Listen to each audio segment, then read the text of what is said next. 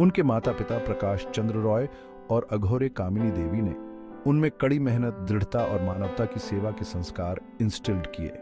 एक साधारण परिवार में पले बढ़े युवा विधान ने आम लोगों के संघर्षों और आकांक्षाओं को प्रत्यक्ष रूप से देखा, जिसने बाद में एक न्यायपूर्ण और न्यायसंगत समाज के लिए उनके दृष्टिकोण को आकार दिया। यंग विधान चंद्र रॉय एक बच्चे के रूप में भी विधान ने असाधारण बुद्धिमत्ता और सीखने में गहरी रुचि प्रदर्शित की।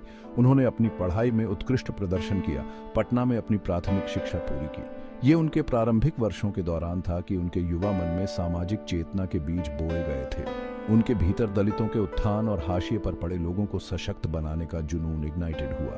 पीड़ा को कम करने के लिए उनकी सहज एम्पैथी और इच्छा ने उन्हें चिकित्सा के क्षेत्र में अपना करियर बनाने के लिए प्रेरित किया। तब उन्हें कम ही पता था कि यह रास्ता अंततः उन्हें भारत के स्वतंत्रता के बाद के इतिहास के सबसे प्रभावशाली व्यक्तियों में से एक बना देगा।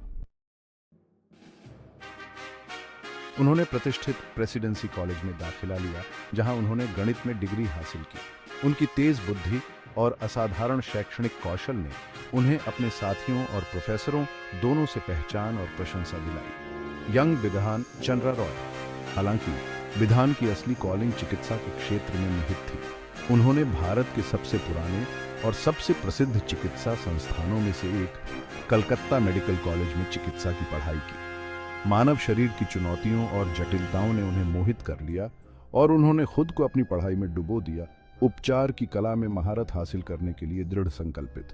उनके समर्पण और कड़ी मेहनत का फल तब मिला जब उन्होंने अपने असाधारण प्रदर्शन के लिए प्रशंसा अर्जित करते हुए सम्मान के साथ स्नातक की उपाधि प्राप्त की। यंग विधन चंद्र रॉय एक मेडिकल डिग्री और मानवता की सेवा के लिए अटूट प्रतिबद्धता के साथ डॉम्पो विधान चंद्र रॉय एक ऐसी यात्रा पर निकल पड़े जिसने भारत में स्वास्थ्य सेवा और सार्वजनिक सेवा के परिदृश्य को हमेशा के लिए बदल दिया। शिक्षण के प्रति उनके जुनून और जटिल चिकित्सा अवधारणाओं को सरल बनाने की उनकी क्षमता ने उन्हें अपने छात्रों का सम्मान और प्रशंसा दिलाई। डॉन रॉय का शिक्षण दृष्टिकोण अद्वितीय था, क्योंकि वे हमेशा अपने छात्रों के साथ एक व्यक्तिगत संबंध बनाने का प्रयास करते थे। वे मानते थे कि एक अच्छा शिक्षक केवल ज्ञान का संचारक नहीं होता, बल्कि एक प्रेरक और मार्गदर्शक भी होता है। एडल्ट विधन चंद्र रॉय के व्याख्यान केवल पाठ्य पुस्तकों का पाठ नहीं थे, बल्कि आकर्षक चर्चाएं थीं जो छात्रों को गंभीर रूप से सोचने और वास्तविक दुनिया के परिदृश्यों में अपने ज्ञान को लागू करने के लिए चुनौती देती थी। उनके व्याख्यानों में हमेशा एक व्यावहारिक दृष्टिकोण होता था, जिससे छात्रों को चिकित्सा के विभिन्न पहलुओं को गहराई से समझने का अवसर मिलता था। वे अक्सर अपने अनुभवों और केस स्टडीज को साझा करते थे, जिससे छात्रों को वास्तविक जीवन की चुनौतियों का सामना करने के लिए तैयार किया जा सके। उनका मानना था कि अपने छात्रों के बीच जिज्ञासा और नवोन्मेष की भावना को बढ़ावा दिया जाए, उन्हें पारंपरिक ज्ञान पर सवाल उठाने और अपने चुने हुए क्षेत्र में उत्कृष्टता के लिए प्रयास करने के लिए प्रोत्साहित किया जाए। रॉय ने हमेशा अपने छात्रों को स्वतंत्र रूप से सोचने और नए विचारों को अपनाने के लिए प्रेरित किया। वे मानते थे कि चिकित्सा क्षेत्र में प्रगति केवल तभी संभव है जब युवा डॉक्टर नए दृष्टिकोण और तकनीकों को अपनाने के लिए तैयार हों। कक्षा से परे डॉन रॉय ने अनगिनत इच्छुक डॉक्टरों के लिए एक संरक्षक और मार्गदर्शक के रूप में काम किया, अपने करियर को आकार दिया और उन्हें मानवता की सेवा के लिए अपना जीवन समर्पित करने के लिए प्रेरित किया। वे हमेशा अपने छात्रों के लिए उपलब्ध रहते थे, चाहे वह किसी भी समय हो। उनके मार्गदर्शन ने कई डॉक्टरों को अपने करियर में महत्वपूर्ण निर्णय लेने में मदद की और उन्हें सही दिशा में आगे बढ़ने के लिए प्रेरित किया। उन्होंने उनमें सहानुभूति, करुणा और नैतिक आचरण के मूल्यों को स्थापित किया, रोगियों के साथ सम्मान और सम्मान के साथ व्यवहार करने के महत्व पर जोर दिया। डॉन रॉय का मानना था कि एक डॉक्टर का कर्तव्य केवल रोग का इलाज करना नहीं है, बल्कि रोगी के साथ एक मानवीय संबंध स्थापित करना भी है। वे हमेशा अपने छात्रों को यह सिखाते थे कि एक अच्छा डॉक्टर वही है जो अपने रोगियों के दर्द और तकलीफ को समझ सके और उनके साथ सहानुभूति और करुणा के साथ व्यवहार कर सके। एक शिक्षक और संरक्षक के रूप में उनकी विरासत उनके निधन के बाद भी जीवित रही, क्योंकि डॉक्टरों की पीढ़ियों को उनके द्वारा बताए गए सिद्धांतों और उनके द्वारा निर्धारित उदाहरण द्वारा निर्देशित किया जाता रहा।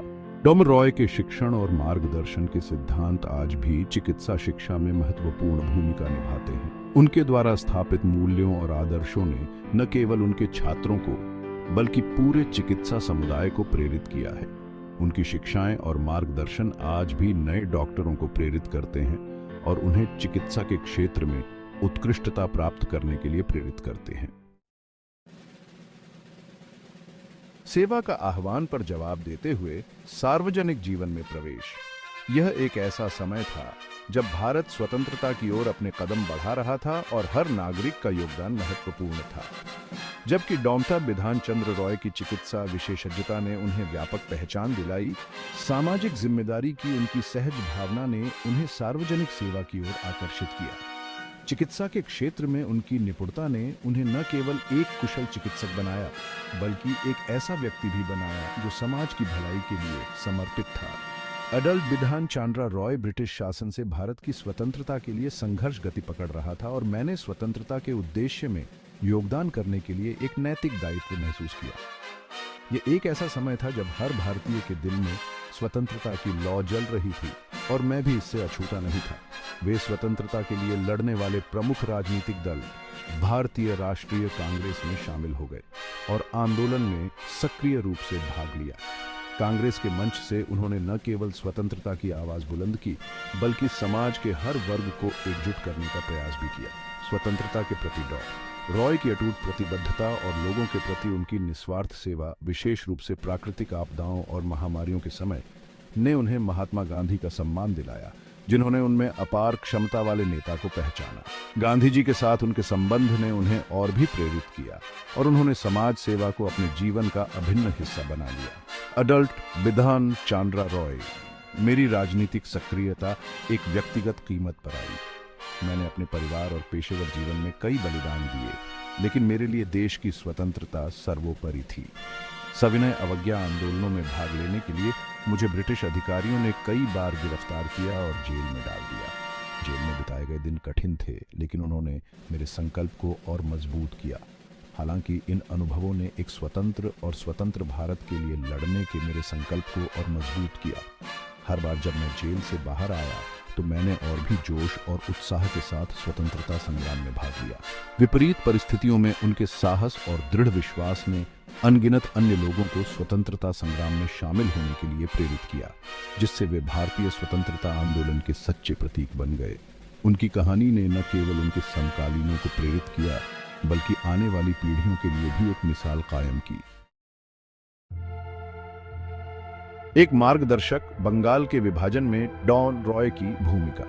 1947 में भारत की स्वतंत्रता की उथल-पुथल के बीच बंगाल का विभाजन एक बहुत ही दर्दनाक घटना थी, जिसके परिणाम स्वरूप व्यापक विस्थापन और सांप्रदायिक हिंसा हुई।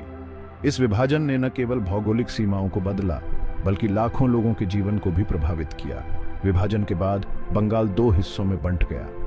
पश्चिम बंगाल, जो भारत का हिस्सा बना, और पूर्वी बंगाल, जो बाद में पूर्वी पाकिस्तान और फिर बांग्लादेश बना। अडल्ट बिधान चंद्र रॉय अपनी राजनीतिज्ञता और लोगों की भलाई के प्रति अटूट प्रतिबद्धता के लिए जाने जाने वाले। मैंने इस अशांत अवधि की जटिलताओं को नेविगेट करने में महत्वपूर्ण भूमिका निभाई। विभाजन के समय मैंने यह सुनिश्चित करने के लिए हर संभव प्रयास किया कि लोगों को आवश्यक सहायता और समर्थन मिले। जैसे ही लाखों शरणार्थी सांप्रदायिक हिंसा की भयावहता से शरण लेने के लिए पश्चिम बंगाल में आ गए, डॉन रॉय ने उन्हें भोजन, आश्रय और चिकित्सा सहायता प्रदान करने के लिए अथक प्रयास किया। उन्होंने न केवल तत्काल राहत प्रदान की, बल्कि दीर्घकालिक पुनर्वास योजनाओं पर भी ध्यान केंद्रित किया। उन्होंने शरणार्थी शिविरों की स्थापना की, राहत प्रयासों का आयोजन किया और अराजकता के बीच शांति और एकता की अपील की।